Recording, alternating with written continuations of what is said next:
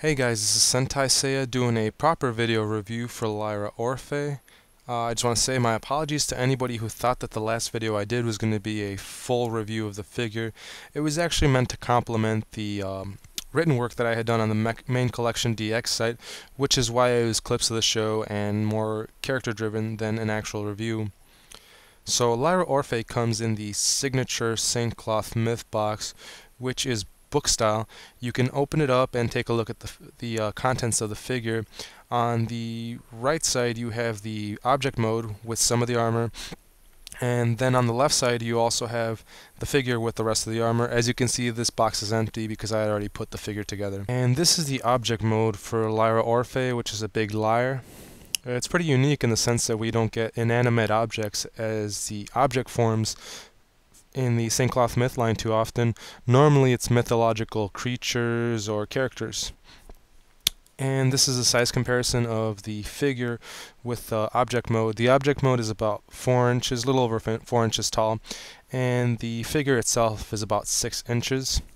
As for the figure itself, it's actually pretty fun to play with. It's got over 20 points of articulation due to the fact that Lyra Orphee is sporting a Generation 2 body, which is an improvement over the Generation 1 body that didn't have as many points of articulation. I believe it was somewhere around 16.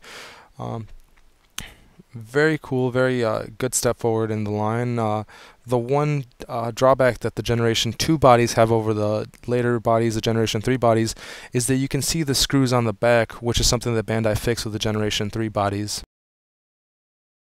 The shoulder pads and the side skirts attached to the armor by single hinge joints. As for the rest of the armor, it either slides over or clasps over the figure itself. As you can see, the hair gets in the way of the movement of the figure because it hits the armor. You can still get some pretty good poses with this, but not as much as you would with the figure itself, because it is restricted due to the armor. The shoulder pads and the side skirts being fairly restricted themselves due to their single hinge joint. Because he was released in 2006, I believe.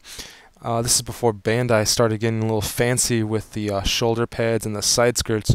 Later releases, Bandai would start adding hinge and ball joints to the shoulder and skirt armor, which would allow it to not only move sideways but also forward and back, which would allow better movement for the extremities of the figure.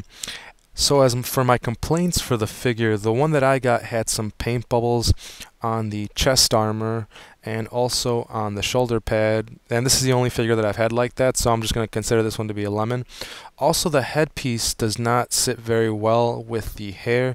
It doesn't lay flush, which causes it to pop off fairly easily, and this is why I display mine without the headpiece on, just so I don't have to deal with the nuisance of it falling off and me trying to pop it back on only to have it fall off again. Besides those two little minor details of the figure, this is an awesome figure. It has got a lot of die-cast content. Only the headpiece, the waist armor, which you can barely see, you'll be able to see it a little bit better when it rotates, right below the chest piece, and the coverings that go on the top part of the feet are the only pieces that are made out of plastic. It's a beautiful figure. It's painted mostly silver with some accents of gold. All around though, Bandai did an awesome job at recreating Lyra Orphee from the Hades chapter of the Saint Seiya anime and manga. So if you get a chance, I would highly recommend anybody to pick this guy up. Even though he was released in 2006, he's still fairly easy to get. Probably because he is one of the minor characters, only appearing in about 3 episodes of the series.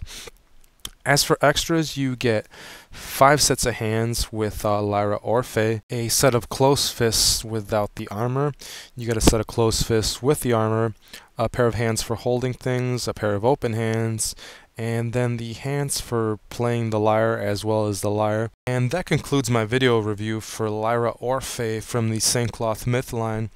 If there's anything you would like to see in future videos, drop me a comment on the YouTube page.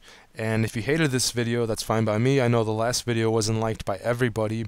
Some people were like, worst CollectionDX review ever. And that's fine by me. Just let me know why you hated it so much. That way I can make the next review that much better. So then I will see you guys around.